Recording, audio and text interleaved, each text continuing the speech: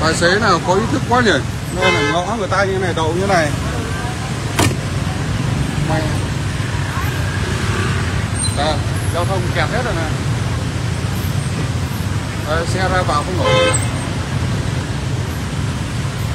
Anh em giao thông ở đội 2 xử lý cái xe này dùm cái nhá.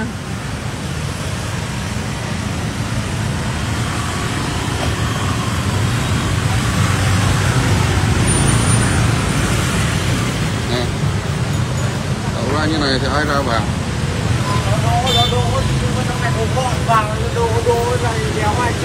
Đây là ùn hết cả một đám luôn này.